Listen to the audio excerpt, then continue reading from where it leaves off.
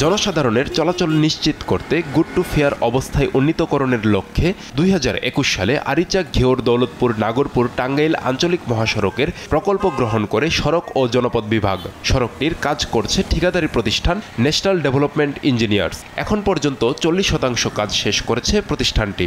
5 August সরকার পতনের পর সড়কের সংস্কার কাজ বন্ধ রেখেছে ঠিকাদারি প্রতিষ্ঠান। সড়কের উপর বৈদ্যুতিক খুঁটি রেখেই প্রশস্তকরণের কাজ শেষ করেছে সৌজ কর্তৃপক্ষ। অনেক জায়গায় খুঁটি হেলে পড়ে রয়েছে, অথচ হেলে পড়া খুঁটিতে বিদ্যুৎ সঞ্চালন সচল রয়েছে।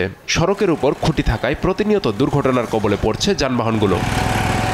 সড়কটি টাঙ্গাইল শহরের পুরাতন বাস স্ট্যান্ড হতে নাগরপুর চাষাভাদ্রা পর্যন্ত সড়কের দুই পাশে পল্লী বিদ্যুতায়ন বোর্ড ও বাংলাদেশ বিদ্যুতায়ন বোর্ড পিডিবি এর লাইন রয়েছে।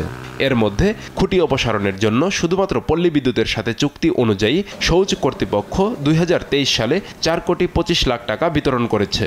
এতে পল্লী বিদ্যুৎ কর্তৃপক্ষ বেশ কিছু অংশে খুঁটি অপসারণ করলেও 5 আগস্টের পর সেটির কাজও বন্ধ রয়েছে। এছাড়া পিডিবির অধীনে খুঁটিগুলো এখনও অপসারণ করা হয়নি। খুঁড়ি হলে মাঝখানে পড়ে গেছে, খুঁড়ির মধ্যে হলে গাড়ি মাইরা দিব, খুঁড়িগুলো বাইরের সাইডে নিয়ে নেবো। কাজ যেহেতু শুরু করছিল, তখন যদি মানুষ শেষ হয়ে যাইতো, মানুষের এই ভোগান্তি দূর হইতো।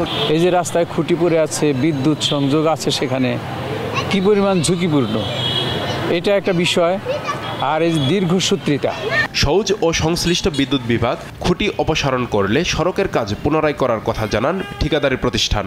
যেকোনো পোল সরানো, পল্লী বিদ্যুৎ বাহিয়া রোশন হারের ছেলে টাকা নেই, তারপরে তারা সবাই এখন তাদের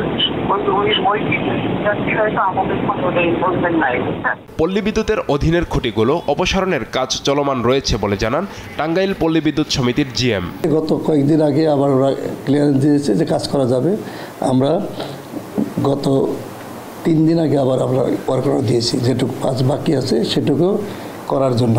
প্রয়োজনীয় বরাদ্দ পাওয়া সাপেক্ষে বৈদ্যুতিক খুঁটি অপসারণের কথা জানান সৌজের উপবিভাগীয় প্রকৌশলী। যেখানে আমাদের অপসারণ করা হবে সেই জায়গাগুলো আমরা অলরেডি ফাঁকা রেখে দিয়েছি এবং আমরা ডিপিপি সংশোধন করছি। অতিরিক্ত বরাদ্দ চেয়েছি, সেই বরাদ্দ যখন আসবে সেই খুঁটিগুলো সরানো হবে। আরিচা ঘিওর দৌলতপুর নাগরপুর টাঙ্গাইল প্রকল্পের এই আঞ্চলিক মহাসড়কের টাঙ্গাইল অংশে পড়েছে 40 কিলোমিটার। এতে সড়কটি 18 ফুট থেকে বাড়িয়ে 34 ফুট প্রশস্ত প্রকল্প নিয়েছে সৌজ কর্তৃপক্ষ। এতে খুঁটি অপসারণ ও ভূমি অধিগ্রহণ সহ মোট ব্যয় ধরা হয়েছে 1,635 কোটি টাকা। নিউজ ডেস্ক, দেশ টিভি।